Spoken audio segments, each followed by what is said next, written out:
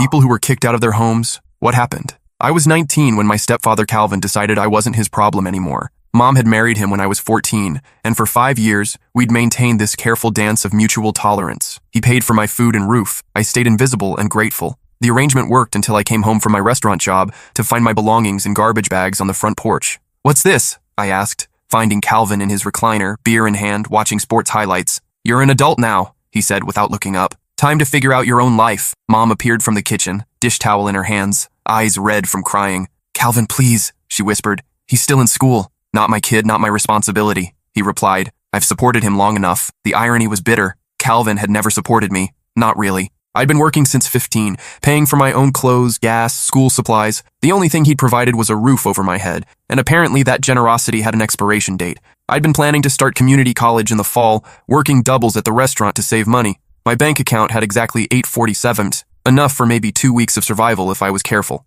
"This is about the college thing, isn't it?" I asked. Calvin had been increasingly hostile since I'd announced my plans to study social work. "You think education is a waste of money?" "I think you're a waste of money," he replied without taking his eyes off the TV. 19 years old and still living off other people. Time to sink or swim. "Mom?" I looked at her, hoping she'd fight for me the way she used to fight for us when Dad was alive. She twisted the dish towel in her hands, mouth opening and closing like a fish. Finally, she managed, "Maybe it's time you became independent." The betrayal hit harder than Calvin's rejection. This was the woman who'd promised me after Dad died that we'd always have each other, who'd held me while I cried at his funeral and sworn that nothing would ever come between us. But something had come between us. Calvin had systematically isolated her from everyone who'd known her before. Her friends, her sister, even the neighbors who'd been close to our family when Dad was alive. He'd convinced her that starting fresh meant cutting ties with the past, including me. I loaded my bags into my beat-up Honda, a car I'd bought myself with restaurant money when Calvin refused to help with transportation. As I packed, I found notes I'd written to Mom over the years, thanking her for things she'd done. Mother's Day cards where I'd tried to express how grateful I was that we'd survived Dad's death together.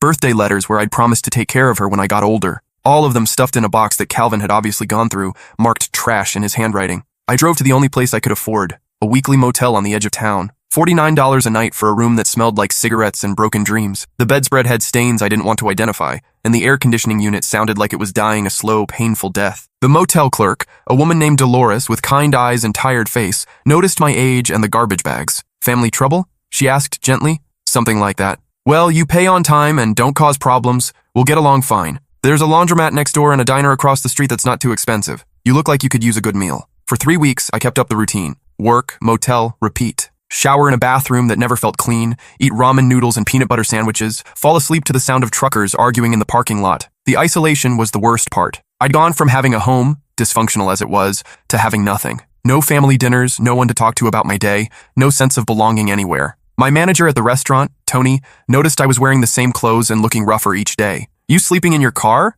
he asked during a smoke break. "Something like that," I admitted. Tony studied my face with the expression of someone who'd seen this before. He was a man in his 60s who'd worked in restaurants his whole life, collecting stories of kids who'd fallen through the cracks. My nephew went through the same thing. Parents kicked him out senior year because he was gay. Lived in his car for 2 months before his grandmother took him in. "Want some advice?" I nodded, desperate for any wisdom that might help me survive this. "Stop trying to make it work with people who don't want you. Start building something with people who do." He stubbed out his cigarette and looked at me seriously. "You're a good worker. Reliable, honest, treat customers right. That counts for something. More than whatever bullshit your family's putting you through." That night, scrolling through social media in my dingy motel room, I saw Mom had posted photos from Calvin's birthday party. The table was set for 8 people. His kids from his first marriage, their spouses, grandchildren. Everyone looked happy and complete, like a real family. I wasn't in a single photo. It was like I'd never existed. The caption read, "Celebrating my wonderful husband with our beautiful family. So grateful for this man who brought us all together. Our beautiful family." As if I'd never been part of it. Then I noticed something in the background that made my blood freeze and my hands shake. On the kitchen counter, clearly visible behind the birthday cake, sat my father's watch, the only thing I'd wanted when he died. Mom had promised to save it for me when I turned 21, telling me it would be my inheritance from the man who'd raised me to believe family meant everything. Calvin was wearing it in every photo, my father's watch, on the wrist of the man who'd just thrown me away like garbage. The next morning, I drove to the house during Calvin's work hours. I needed answers, and I needed them from the one person who owed them to me. Mom answered the door looking surprised and guilty, like she'd been caught doing something shameful. "You can't just show up here," she said nervously, glancing over her shoulder. "Calvin doesn't want—" "I saw the photos," I cut her off. "Dad's watch. You gave it to him." Her face crumpled. "He needed something nice for work. You know how important appearances are in his business. I was going to ask you. That was Dad's. The only thing of his I wanted." You were living in a motel, she said defensively. What if you lost it? Calvin takes good care of his things. I stared at her, wondering when my mother had become this stranger who valued a stepfather's image over her own son's heritage. She stepped aside, letting me in. The house felt different, foreign. Pictures of Calvin's family covered the walls where our photos used to hang. Even the family portrait from when I was 12, the last one we'd taken before Dad got sick, had been replaced with a professional shot of Calvin's kids. Where are our pictures? I asked. Mom's voice was barely a whisper. Calvin thought it was time to make this feel like his home. I walked through the house systematically, documenting everything with my phone. My father's books, gone. His tools that he'd promised to teach me to use, gone. The memorial garden Mom and I had planted together with his favorite flowers, torn up and replaced with Calvin's vegetable patch. You erased him, I said. You erased us. I had to move on, she said defensively, following me from room to room as I cataloged the destruction. Calvin's a good man. He deserves to feel like this is his space. What about me? What did I deserve? She couldn't look at me. You deserve to have a father figure who could provide for you. I had a father. You made me forget him. In my old bedroom, now Calvin's home office, I found boxes of my childhood things shoved in the closet. School projects, artwork, letters I'd written to Dad during his cancer treatment that Mom had saved. All of it hidden away like evidence of a crime. At the bottom of one box, I found something that made my stomach drop. Report cards and school records that Calvin had been keeping, but not for sentimental reasons. Attached to each report card was paperwork I'd never seen before. Social Security benefit applications, claims for dependent support, insurance forms listing Calvin as my legal guardian. That's when I noticed the manila envelope on the kitchen table, addressed to the Social Security Administration. I grabbed it before Mom could stop me. Inside were documents claiming Calvin as my stepfather for survivor benefits from Dad's death. Benefits that had been going to Mom since I was 14. Thousands of dollars that were supposed to help with my care and education. Calvin had been pocketing my father's survivor benefits for 5 years. This is fraud, I said, holding up the paperwork. Mom's face went white. You don't understand. Calvin manages our finances. He said it was easier if he stole money meant for me. The paperwork showed monthly deposits of $643. Money that should have been used for my school clothes, college savings, medical expenses. Instead, Calvin had been using it to make payments on his boat and motorcycle. 5 years of theft totaling over $38,000. But it was worse than simple theft. The documents showed Calvin had been reporting my living situation fraudulently, claiming I was his dependent while actively planning to remove me from the household. He'd been collecting money for my care while simultaneously working to get rid of me. How long has he been planning this? I asked, showing her the dates on the paperwork. Mom couldn't answer. She sank into a chair, finally understanding the scope of Calvin's manipulation. I called the Social Security fraud hotline right there in the kitchen. Mom begged me to hang up, promising to fix everything, but it was too late. I'd already started speaking to an investigator. I have evidence of fraudulent collection of survivor benefits, I told the agent. My stepfather has been claiming money meant for my care while actively planning to remove me from the household. The agent asked me to hold while she accessed the account. When she came back, her voice was grim. Sir, I'm seeing some irregularities here. This account shows benefit collection for a dependent who was reported as living outside the home for tax purposes. Can you come to our field office tomorrow with documentation? I spent that night in my motel room going through every piece of paperwork I'd photographed. The pattern was clear. Calvin had been living two financial lives. To the government, I was his dependent deserving of survivor benefits. To the IRS, I was an independent adult so he could claim different tax advantages. He'd been gaming the system in multiple directions, using my father's death and my dependency status to maximize his financial benefit while planning my eventual removal. The next day, I met with federal investigators. They were particularly interested in the timeline showing Calvin's benefit claims continuing, even as he documented plans to emancipate me from the household. This suggests premeditation, the lead investigator explained. He wasn't just collecting benefits inappropriately, he was systematically defrauding multiple government programs while planning to abandon his claimed dependent. 3 days later, federal agents showed up at Calvin's workplace. The investigation revealed he'd been claiming benefits for 2 stepchildren from his first marriage as well, kids who'd been living with their biological father for 3 years. The fraud totaled over $80,000 across 7 years. Calvin was arrested at his office in front of his coworkers. The whole thing made the local news. Local man arrested for Social Security fraud. The article mentioned he'd been stealing from multiple families, including his current stepson, whom he'd recently emancipated. The reporter had done her homework. The story detailed Calvin's pattern of targeting single mothers with teenage children, particularly widows with survivor benefits. It was a devastating portrait of systematic exploitation. Mom called me crying after the arrest. "You've destroyed our family," she sobbed. "He's lost his job. We might lose the house." "You destroyed our family the day you chose him over me," I replied. "I never chose him over you," she protested. "Then why am I living in a motel while he's wearing Dad's watch?" Silence stretched between us before she finally whispered, "I thought if I could just keep him happy we'd be safe, financially secure." Safe from what? From being alone, from struggling like we did after your father died. The government froze their assets pending investigation. Within 2 weeks, Mom and Calvin had to sell the house to pay legal fees. Calvin's lawyer was demanding $50,000 up front, and their savings had been seized as potential proceeds from fraud. Mom moved in with her sister 2 states away. Calvin faced federal charges and up to 10 years in prison. Meanwhile, I used the back benefits I was owed, nearly $15,000, to get my own apartment and start college full-time. Tony helped me transfer to a restaurant near campus where I could work flexible hours around my class schedule. The apartment was a studio above a bakery. It cost $425 a month and came furnished with a bed that folded into the wall and a kitchenette smaller than most people's closets. But it had a window that got morning light, and for the first time in months, I could sleep without the sound of truckers arguing in the parking lot. More importantly, it was mine. No one could take it away because they decided I was inconvenient. I enrolled in community college with a major in social work. My advisor, Dr. Hernandez, noticed my unusual living situation when I listed motel as my permanent address on the initial paperwork. Transitional housing? She asked gently. Family situation, I replied. She studied my face with the expression of someone who'd seen this story before. I run a support group for students experiencing housing insecurity. Meets Thursdays at 6. Free pizza. I showed up that Thursday, expecting maybe 3 other people. Instead, I found 12 students sitting in a circle, sharing stories that made my situation seem almost ordinary. There was Maya, whose parents discovered her girlfriend and gave her an hour to pack. Trevor, whose mom's boyfriend decided 4 kids was too many and convinced her to prioritize the younger ones. Destiny, whose grandmother died and left the house to relatives who changed the locks the day after the funeral. The thing about family rejection, Dr. Hernandez explained, is that it forces you to rebuild your identity from scratch. Some people see that as devastating. I prefer to see it as liberating. For the first time since being kicked out, I didn't feel alone. The group became my lifeline. We studied together, shared resources, celebrated each other's victories. When Maya got her first apartment, we all helped her move. When Trevor's mom reached out wanting to reconcile, we helped him set boundaries. During Calvin's trial 6 months later, more details emerged about his systematic targeting of vulnerable families. The prosecutor called it predatory financial manipulation and presented evidence of a pattern going back over a decade. Calvin's first wife testified that he'd done the same thing to her oldest son, kicked him out at 18 while continuing to collect his disability benefits for another year. His second wife revealed he'd convinced her to sign over her children's college funds to his investment portfolio, then lost it all gambling. The pattern was clear. Calvin was a predator who specifically sought out grieving women with assets he could exploit. When it was time for victim impact statements, I was invited to speak. I'd written a letter, but standing at that podium,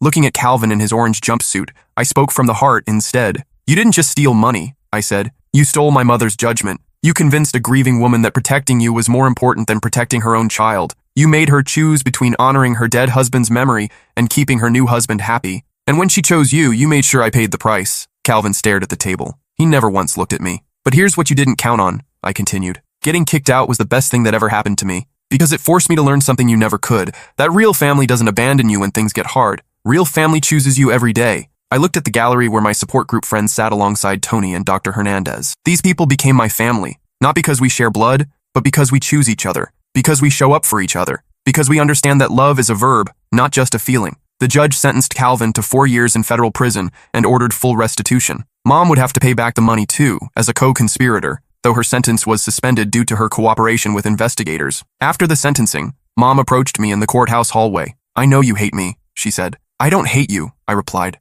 "I just don't trust you anymore." She looked older, smaller. The confident woman who'd married Calvin had been replaced by someone who seemed to be shrinking into herself. "I want to make this right," she said. "You can't. Some things once broken don't go back together the same way." But she kept trying. First came the letters. Long, rambling apologies explaining how grief had made her vulnerable, how Calvin had isolated her from friends and family, how she'd lost herself in trying to create a new normal after Dad's death. The letters detailed things I hadn't known, how Calvin had convinced her to cut contact with Dad's family because they reminded her of painful memories, how he'd discouraged her friendships because other people didn't understand their relationship, how he'd gradually taken control of all financial decisions because he was better with money. I read them all but didn't respond. I wasn't ready to process her explanations, even if they were genuine. Then came the packages, small things, photos she'd saved of Dad and me, his old coffee mug, the recipe book his mother had given her, items she'd hidden from Calvin during their marriage, afraid he'd throw them away. Each package came with a note explaining where she'd hidden the item and why she'd saved it. The photos had been in a safety deposit box Calvin didn't know about.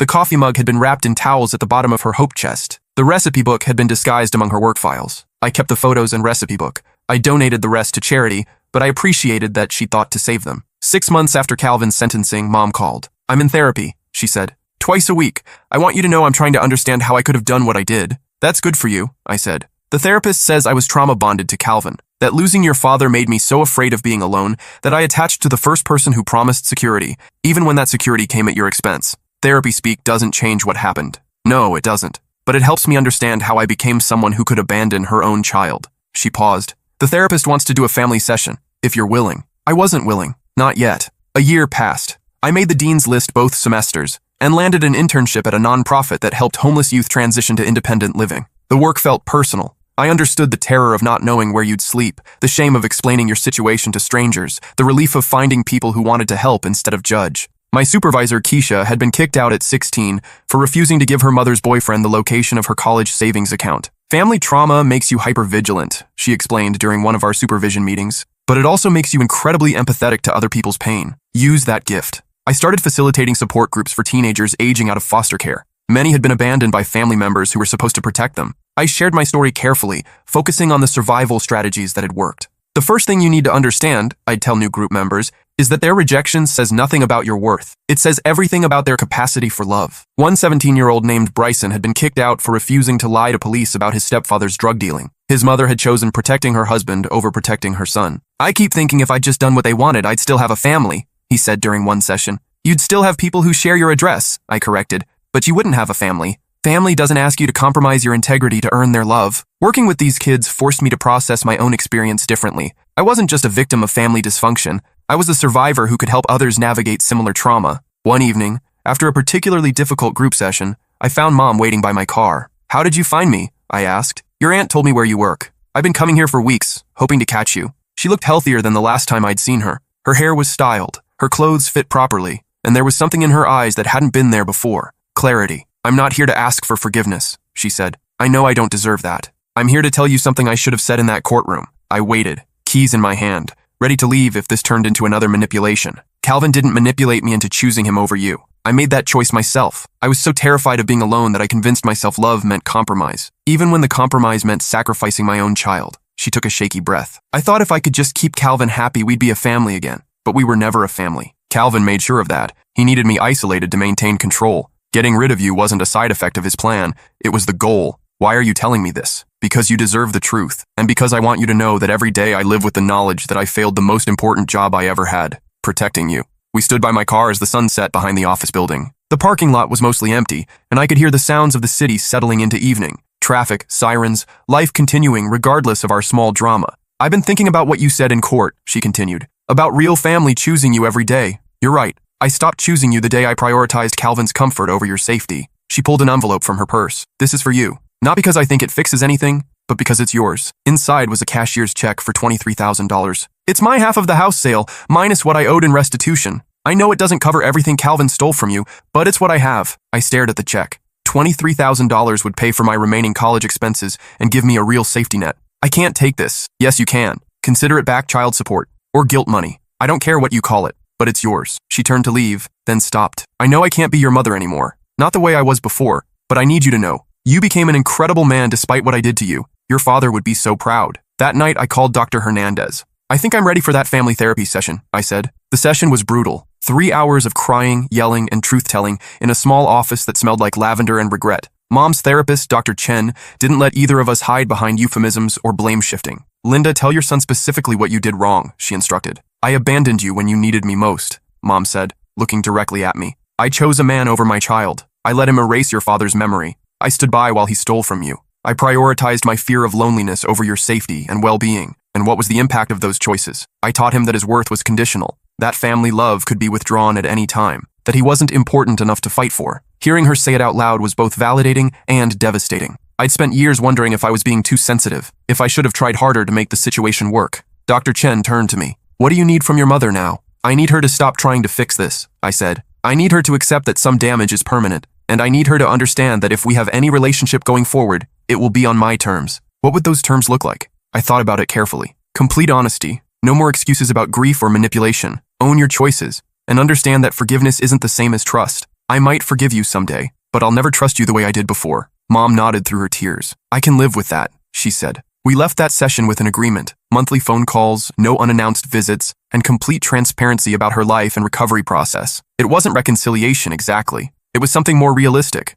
A cautious rebuilding based on clear boundaries and honest communication. 2 years later, I graduated with my bachelor's degree in social work. Mom came to the ceremony sitting in the back, not presuming she belonged with the families celebrating together. After the ceremony, she approached cautiously. "I'm proud of you," she said simply. "Thank you. Your father would have loved seeing this day." For the first time in years, I believed her. I started graduate school that fall, specializing in family trauma and crisis intervention. My thesis research focused on the long-term impacts of family rejection on young adults. I interviewed dozens of people who'd been kicked out, abandoned, or disowned by their families. The stories were heartbreakingly similar. Parents who chose partners over children, families who prioritized image over protection, adults who abandoned responsibility when it became inconvenient. But the resilience was remarkable. Nearly everyone I interviewed had not just survived but thrived. They'd built chosen families, developed unprecedented independence, and cultivated empathy that made them powerful advocates for others. Trauma creates two kinds of people, one interview subject told me. Those who perpetuate the cycle and those who break it. Getting kicked out forced me to choose which kind I wanted to be. My research caught the attention of several major universities. I was offered full scholarships to PhD programs at schools I'd only dreamed of attending. I graduated with my MSW and was hired immediately by the same nonprofit where I'd interned. Within 2 years, I was promoted to program director, overseeing services for homeless and displaced youth across 3 counties. The work was demanding but fulfilling. Every kid I helped represented a choice, to be the support system they deserved instead of the family they'd lost. On my 26th birthday, I received a package with no return address. Inside was my father's wedding ring, wrapped in a note. "Found this in Calvin's things when he moved out. Thought you should have it. Someone who believes in justice." I never found out who sent it, but I suspected one of Calvin's children from his first marriage. They'd testified about his pattern of stealing meaningful items from stepchildren, and this felt like their way of returning what should have been mine. That night, I called Mom. "Someone sent me Dad's wedding ring," I said. She started crying immediately. "I thought Calvin had sold it. I looked everywhere after he was arrested. Do you want it back?" "No," she said firmly. "It belongs with you. You're the one carrying on his legacy." For my 27th birthday, I threw a party. Not a big celebration, just the people who'd become my chosen family over the years. Tony from the restaurant, now retired but still checking in on me. Dr. Hernandez and several classmates from the support group. Keisha and my co-workers from the nonprofit. My girlfriend Rachel, who'd also survived family rejection and understood the particular strength it required. We gathered in my new apartment, a real 2-bedroom place with a kitchen table and space for guests. I'd hung photos of all of them alongside pictures of Dad and me. The walls told the story of who I'd become, not who I'd lost. Mom wasn't invited, but she sent a card. "Happy birthday to the man who taught me that love means choosing someone every day, not just when it's convenient." Inside was a photo I'd never seen, Dad and me when I was maybe 5 building a snow fort in our backyard. On the back, she'd written, "He knew you'd be extraordinary. So do I." That photo sits on my desk now, next to my degrees and awards for youth advocacy work. It reminds me that some love transcends even the deepest betrayals. Calvin was released after serving 3 years. He moved to another state and, according to my attorney who monitored the case, works construction under supervision. He's prohibited from collecting any form of government benefits and has to report any change in living situation.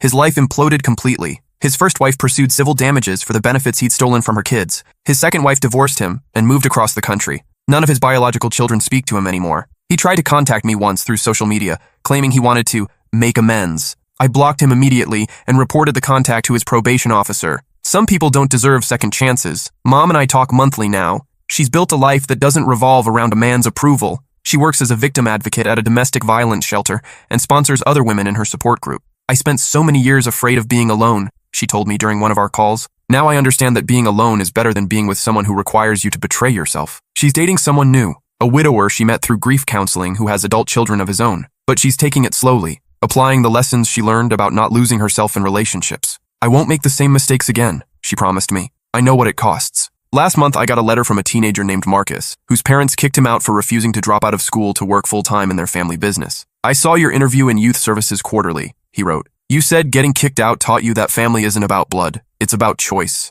I'm trying to believe that, but it's hard when your own parents say you're worthless." I wrote back with Tony's words, then added my own. "The people who reject you are showing you exactly who they are. Believe them, then go find the people who choose you on purpose." A week later, Marcus called. His voice was shaky but determined. "I just wanted to thank you," he said. "I've been sleeping in my car for 3 weeks, thinking maybe I should just give up and go back home. But after reading your letter, I applied for emergency housing through the county. They're helping me finish school and transition to independence." "How does it feel?" I asked. "Scary, but also free? Like I can finally become who I'm supposed to be instead of who they wanted me to be." That's when I knew my story had come full circle. Marcus was where I'd been 8 years ago. Terrified, abandoned, but discovering that survival was possible. That freedom was worth the fear. "The scary part gets easier," I told him. "The freedom part gets better." Now at 27, I run the largest youth services program in the state. We've helped over 3,000 kids transition from family rejection to independent living. Our success rate is 89%, higher than any comparable program in the country. The secret isn't revolutionary.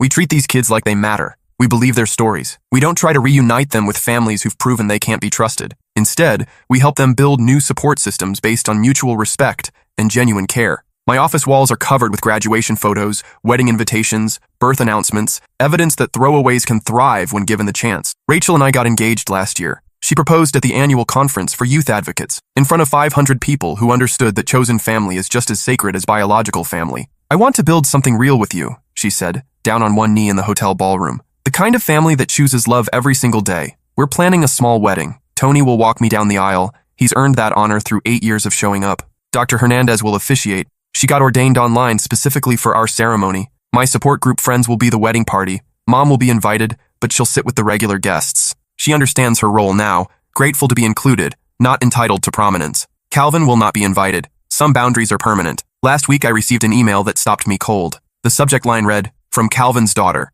My name is Jessica, and Calvin is my biological father. I found your story online and wanted you to know that you weren't his only victim. He did the same thing to my brother and me when we were teenagers. Our mother finally left him when I was 16, but not before he'd stolen our college funds and convinced her to sign over custody of my younger brother to avoid disrupting his new family. I'm now 35 and have spent years in therapy processing what happened. Reading about your experience helped me understand that we weren't alone, and that his behavior was part of a pattern, not a personal failure on our part. I wanted to thank you for speaking out. Your testimony at his trial was the first time I'd heard someone articulate exactly what he does to families. You gave me language for my own experience. I also wanted you to know that the watch and ring I sent you were rightfully yours. I found them in his belongings when he was arrested and couldn't stand the thought of him keeping stolen memories from another child he'd hurt. My brother and I have both built good lives despite what he put us through. I'm a teacher now, and my brother is a social worker. We chose careers that let us protect other people's children since we couldn't protect ourselves. I hope you found peace. You deserved so much better than what our father gave you. Jessica." I sat in my office, reading her words over and over.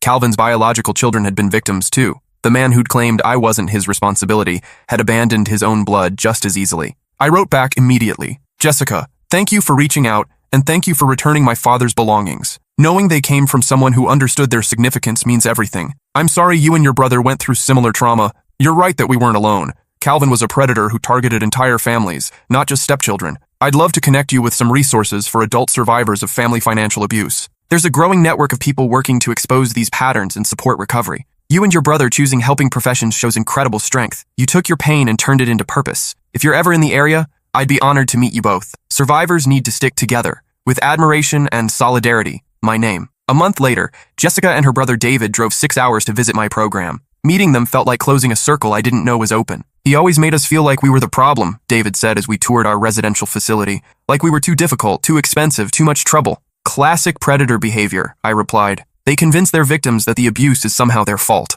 Jessica nodded. "Our mother spent years apologizing for not making the marriage work, as if his systematic financial abuse was a relationship problem instead of criminal behavior. We talked for hours, comparing notes about Calvin's manipulation tactics. The pattern was remarkably consistent. Isolate the mother, turn her against her own children, steal whatever assets were available, then abandon the family when it was no longer profitable. "How many families do you think he destroyed?" David asked. "Probably more than we'll ever know," I said. "Men like Calvin don't usually limit themselves to 3 families. Before they left, Jessica handed me a business card. She'd started a nonprofit focused on financial literacy for single mothers, specifically teaching them to recognize the warning signs of financial abuse. "Your story inspired me to go public with mine," she said. "I've been speaking at women's shelters about how predators target grieving families. We should collaborate," I suggested. "Your work with mothers, mine with displaced kids. We could create a comprehensive prevention program." That collaboration became the foundation for what's now called the Family Justice Initiative. We've trained thousands of social workers, law enforcement officers, and victim advocates to recognize patterns of systematic family abuse. Our protocols have been adopted by Child Protective Services agencies in 12 states. We've prevented an estimated 847 family dissolutions through early intervention and education.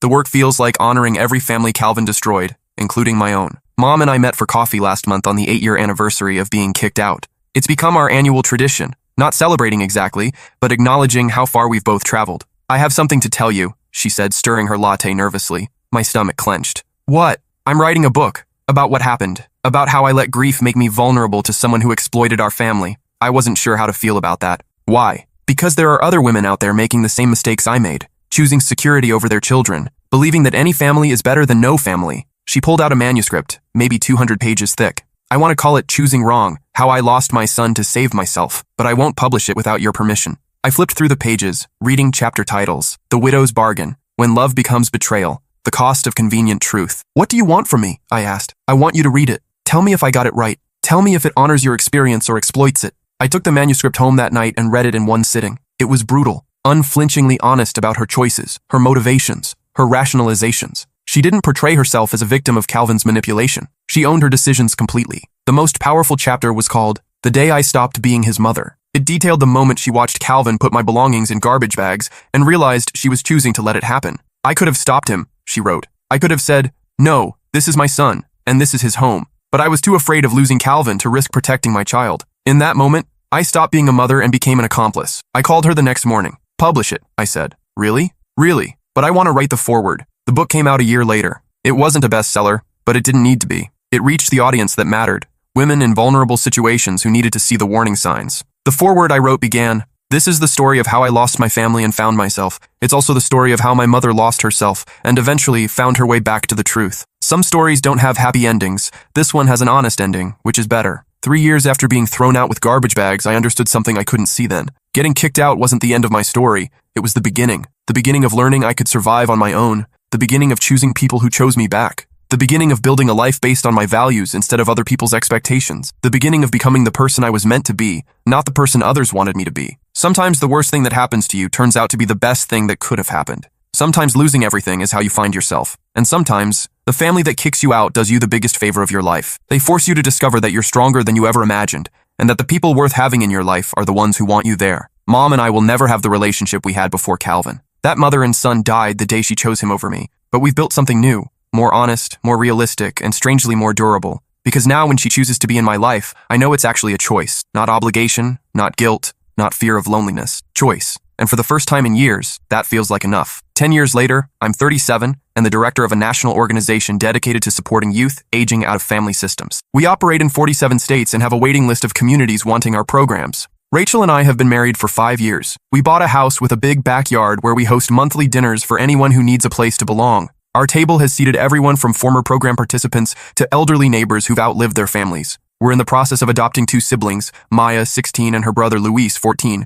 whose parents died in a car accident. Their extended family fought over the life insurance money, but nobody wanted the responsibility of raising 2 grieving teenagers. We don't want to replace your parents, I told them during our first meeting. We want to be the family that helps you honor their memory while building your own future. Maya looked at me with eyes that held too much pain for 16 years. What if we're too broken? Then you'll fit right in, Rachel said gently. We're all a little broken here. That's what makes us careful with each other. The adoption will be finalized next month. Maya wants to keep her parents' last name, and we support that completely. Luis is interested in taking ours. Both choices are valid. That's the lesson I learned from my own journey. Family isn't about names or blood or obligation. It's about choosing to show up for each other, especially when things get difficult. It's about creating safety for each other to become who we're meant to be. Calvin died in prison last year, heart attack during his sleep. Mom called to tell me, unsure if I'd want to know. How do you feel about it? She asked. Relieved, I said honestly. Now he can't hurt anyone else. She was quiet for a long moment. I'm sorry it took me so long to see who he really was. I'm sorry it cost us so much for you to learn.